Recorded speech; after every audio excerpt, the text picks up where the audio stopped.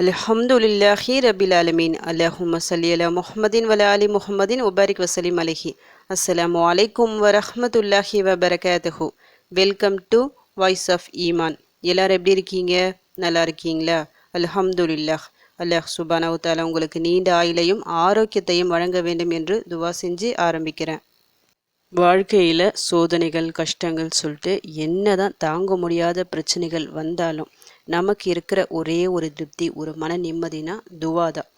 அல்லாஹ் கிட்ட நம்ம கேட்டுக்கலாம், நிச்சயமாக இந்த பிரச்சனை தீரும் சொல்லிட்டு அந்த ஒரே ஒரு விஷயந்தான் எப்படிப்பட்ட பிரச்சனைகளிலிருந்தும் நம்மை வெளியே கொண்டு வரும்.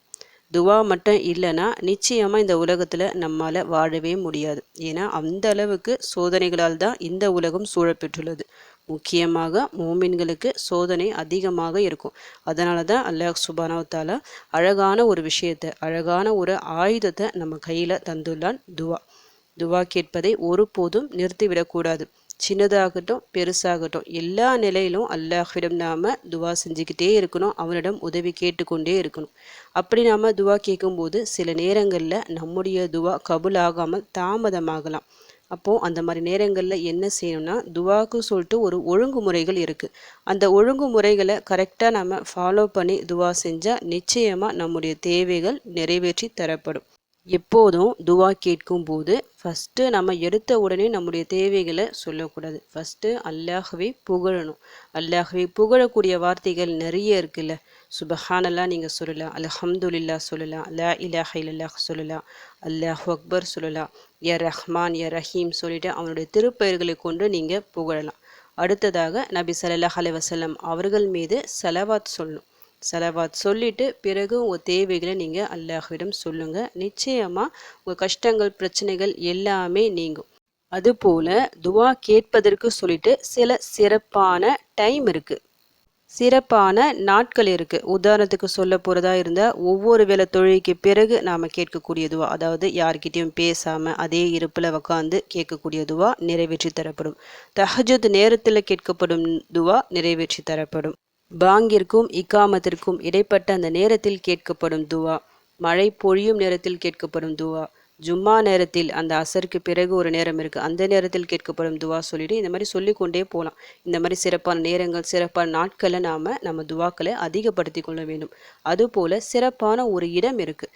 அந்த இடத்துல நாம் அல்லாஹ்விடம் துவா செய்யும் போது நிச்சயமாக நம்முடைய கோரிக்கைகள் ஒவ்வொன்றும் நிறைவேற்றி தரப்படும். அந்த இடம் என்னது? சஜிதா. ஏன்னா சஜிதால தான் அல்லாஹ்விற்கும் ஒரு அடியானுக்கும் மிக நெருக்கமான ஒரு இடம். அல்லாஹ் தன் அடியான நோக்கி நெருங்கி வர ஒரு இடம்னா சஜிதா தான். அந்த சஜிதால துவாக்களை அதிகப்படுத்துங்கள் அப்படின்னு நபி ஸல்லல்லாஹு அலைஹி வஸல்லம் அவர்கள் கூறியுள்ளார்கள். நாம் அல்லாஹ்விற்காக செய்கின்ற ஒவ்வொரு சஜிதாவிற்கும் அல்லாஹ் நம்முடைய பாவங்களை மன்னிப்பான், நம்முடைய அந்தஸ்தை உயர்த்துவான். அவ்வளவு சிறப்பு இருக்குது சஜிதால. அந்த இடத்த மிஸ் பண்ணிடாதீங்க. சஜிதா சொன்ன உடனே நிறைய பேர் என்ன பண்ணுவாங்க, நீங்கள் சும்மா நிறைய இப்போ தொழுகை முடிஞ்சுட்டு சஜிதாவில் துவா பண்ணுவாங்க. அப்படியும் நீங்கள் செய்யலாம். இருந்தும் அந்த தொழுகை சொல்லிட்டு ஒரு இடம் இருக்குது பார்த்தீங்களா, அந்த தொழுகையின் சஜிதா இன்னும் சிறப்புக்குரியது. ஏன்னா தொழுகை என்பது ஒரு அடியானுக்கும் எஜமானுக்கும் இடைப்பட்ட அந்த உரையாடல் தான் அந்த தொழுகை. அல்லாஹ் நம்ம பார்த்து கொண்டு இருப்பான் நம்ம ஒவ்வொரு வேளை தொழுகும் போதும். அந்த சஜிதாவில் நீங்கள் துவா செய்யும் போது நிச்சயமாக உங்களுடைய எல்லா பிரச்சனைகளும் தீரும். ஒரு நாளைக்கு 5 வேளை தொழுகை. ஒரு வேளை தொழுகையில் சஜ்ஜா நம்ம எடுத்தால் கூட, அதாவது ஒரு ரக்காத்து சொல்லிட்டு நீங்கள் எடுத்தால் கூட 2 சஜிதா வருது. அதில் ஒரு சஜிதாவில் நம்ம துவா செஞ்சால் கூட நம்முடைய பிரச்சனைகள் தீரும். இப்போ உதாரணத்துக்கு சொல்ல போகிறதா இருந்தால் ஃபஜ்ர் தொழுகை நீங்கள் எடுத்துக்கோங்க. 2 ரக்காத் தானே இருக்குது. ஃபஸ்ட்டு ரக்காத்தில் 2 சஜிதா, 2வது ரக்காத்தில் 2 சஜிதா.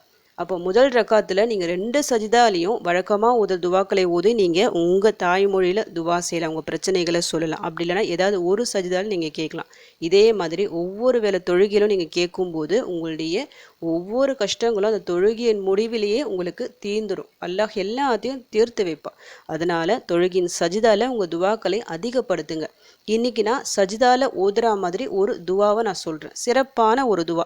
இந்த துவாவை நீங்கள் சிம்பிளாக ஓதுனா போதும். அதற்கு பிறகு உங்கள் தேவைகள் நீங்கள் சொல்லலாம், இல்லை சொல்லாமலேயும் இருக்கலாம். ஆனால் இந்த துவாவை ஓதினாலே போதும், உங்களுடைய எல்லா கஷ்டங்களும் தீரும்.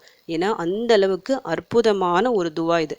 ஃபஸ்ட்டு அந்த துவா என்னன்னு சொல்லிடுறேன், பிறகு இது எத்தனை முறை ஓதணும், இதை ஓதுவதால் என்ன சிறப்பு அதையும் நான் சொல்கிறேன். இப்போ துவா என்னன்னு பார்க்கலாம். அல்லாஹும்ம ஃபிர்லி ஜன்பி குல்லஹு திக்கஹு வ ஜில்லஹு வ அவ்வலஹு வ ஆஹிரஹு வ அலானியத்தஹு வ சிர்ரஹு. அல்லாஹும்ம ஃபிர்லி ஜன்பி குல்லஹு திக்கஹு வ ஜில்லஹு வ அவ்வலஹு வ ஆஹிரஹு வ அலானியத்தஹு வ சிர்ரஹு. இறைவா, என் பாவத்தில் சிறியதையும் பெரியதையும், முதலாவதையும் கடைசியானதையும், பகிரங்கமானதையும் இரகசியமானதையும் மன்னிப்பாயாக. தௌபாவிற்கான துவா இது. சஜிதால ஓத வேண்டிய துவா. சஜிதால நம்ம வழக்கமாக என்ன துவா நம்ம ஓதுவோம்? சுபஆன ரபில் ஆலா, அந்த ஒரு துவாவை 3 முறை ஓதுவோம். அப்படியும் ஓதலாம். அதற்கு பதிலாக இந்த ஒரு துவாவையும் நீங்கள் ஓதலாம். நபி ஸல்லல்லாஹு அலைஹி வஸல்லம் அவர்கள் சஜிதால பல துவாக்களை ஓதியுள்ளார்கள். அதில் இருக்கிற ஒரு துவா தான் இது. சிறப்பான ஒரு துவா இது. இந்த துவாவோட அந்த பொருளை படிக்கும் போது தெரியும் இது எந்த அளவுக்கு சிறந்த துவா சொல்லிட்டு. ஏன்னா நம்முடைய பாவங்களை மன்னிக்க சொல்லி அல்லாஹ்விடம் கேட்குறோம். நாம் துவா செய்கிறோம், சில நேரங்களில் கபுல் ஆகாமல் இருக்கும். அதற்கு ஒரு பெரிய காரணம் நம்முடைய தவறுகள் காரணமாக இருக்கலாம். நாம் செய்த பாவங்களின் காரணமாக கூட நம்முடைய துவாக்கள் நிறைவேறாமல் போகலாம். இந்த ஒரு துவாவின் மூலமாக நாம் என்ன கேட்குறோம்? அல்லாஹ்விடம் மன்னிப்பு கேட்குறோம். அதுவும் எந்த இடத்துல? அல்லாஹ்விற்கு பிரித்த இடம் சஜிதால நம்ம மண்டிட்டு அல்லாஹ்விடம் மன்னிப்பு கேட்குறோம். ஒவ்வொரு வேளை தொழுகையிலும் இந்த துவாவை ஓதிட்டு வரும்போது உங்களுடைய ஒவ்வொரு கஷ்டங்களும் நிச்சயமாக தீரும். கடன் இருக்கா? அந்த கடன் நீங்கள் நல்ல பரக்கத்தான ஒரு வாழ்க்கையை உங்களுக்கு அல்லாஹ் உருவாக்கி தருவான். அந்த கடனை அடைக்க ஒரு வழியை காமிப்பான். எல்லா பிரச்சனைகள் அப்படியே ஃபுல்லாக சூழ்ந்திருக்கும், முசீபத்தாக இருக்கும். இதை தொடர்ந்து நீங்கள் சஜிதால ஓதிட்டே வாங்க. எல்லா முசீபத்துக்களும் ஒன்று ஒன்றா விலகி போய் ஒவ்வொரு நற்செய்தியும் உங்கள் வீடு தேடி வரும். இந்த துவாவை எத்தனை முறை ஓதணும் சொல்லிட்டு இல்லை. ஏன்னா ஹதீஸில் இந்த துவா ஓதுனதா நபி ஸல்லல்லாஹு அலைஹி வஸல்லம் ஓதுனதா இருக்குது. ஆனால் எத்தனை முறை ஓதுனதா இல்லை. அதனால் இப்போ நாம் சஜ்தால எத்தனை முறை ஓதுவோம்? நார்மலாக சுபஹான ரபில் அலா எத்தனை தடவை ஓதுவோம்? 3 முறை. அந்த ஒரு அடிப்படையில் இந்த ஒரு துவாவை நீங்கள் 3 முறை நீங்கள் ஓதிக்கலாம். டெய்லியும் ஓதி பாருங்கள். கொஞ்சம் மனப்பாடம் செஞ்சு வச்சுட்டு ஒவ்வொரு வேளை தொழுகின் சஜிதாலையும் இந்த ஒரு துவாவை ஓதி பாருங்கள். அல்லாஹ்விற்கு சிரம் பணிந்து அந்த இடத்துல நீங்கள் தௌபா செஞ்சு பாருங்கள். உங்களை தலை நிமிர்ந்து அல்லாஹ் வாழ வைப்பான். யார் முன்னாடியும் தலைகுனிய என்றைக்குமே விடமாட்டான். அல்லாஹ் சுப்ஹானஹு வ தஆலா ஒவ்வொருத்தருக்கும் ரிசுக்கை அளந்து வச்சுருப்பான். நமக்கு வரக்கூடிய ரிசுக்கு ஏதோ ஒரு காரணத்தால் அப்படியே பிளாக் ஆகி நிற்கிற மாதிரி இருக்கும். நம்முடைய வாழ்வாதாரத்தில் முன்னேற்றம் இல்லாத மாதிரி இருக்கும். அந்த எல்லா தடைகளையும் இந்த சின்ன துவா அப்படியே உடைச்சு எரிஞ்சிடும். உங்கள் ரிசுக்கில் பரக்கத் பெருகணும், உங்கள் வாழ்வாதாரம் முன்னேற்றம் அடையணும். நீங்கள் கேட்குற ஒவ்வொரு துவாக்களும் நிறைவேறணும்னா இன்று முதல் ஒவ்வொரு வேளை தொழுகையின் சஜிதால இந்த ஒரு துவாவை ஓத ஆரம்பிங்க. ஆரம்பத்தில் மறதி வரும், நம்ம மறந்துடுவோம். வழக்கமான ஓதும் துவாக்களை ஓதிடுவோம். கொஞ்சம் ஞாபகப்படுத்தி மனப்பாடம் செஞ்சு வச்சுக்கிட்டு இந்த துவாவை ஓத ஆரம்பிங்க.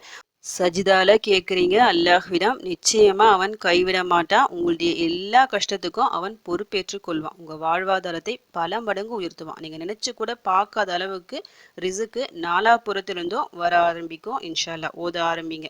உங்கள் கஷ்டங்கள் பிரச்சனைகள் எல்லாம் தீர்ந்து ஒரு வளமான வாழ்க்கையை உங்களுக்கு வரணும் சொல்லிட்டு அல்லாஹ் அமைச்சு தரணும் சொல்லிட்டு உங்களுக்காக நானும் துவா செஞ்சுக்கிறேன்.